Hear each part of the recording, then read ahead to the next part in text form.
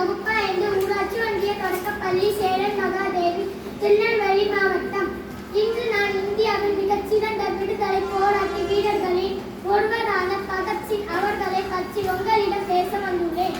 பகத்சிங் 1907 ஆண்டு செப்டம்பர் 28 அன்று பஞ்சாப் மாநிலத்தில் பிறந்தார்.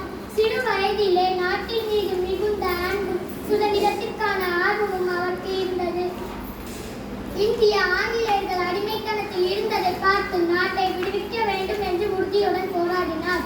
அவர் ஒரு துணிச்சலான புரட்சியால் அஞ்சிக்கும் எதிராமல் அஞ்சாமல் குரல் கொடுத்தார். தனது இளமையிலே நாட்டிற்காக அர்ப்பணித்தார். வெறும் 23 வயதிலே 1931 ஆண்டு 23ஆம் தேதி ராஜ்குரு மற்றும் சுகதேவ் ஆகியவற்றோடு தூக்கு தண்டனை விதிக்கப்பட்டது. பகத்சிங்கின் தியாகமும் தேசப்பற்றும் இன்று வரை இளைஞர்களுக்கு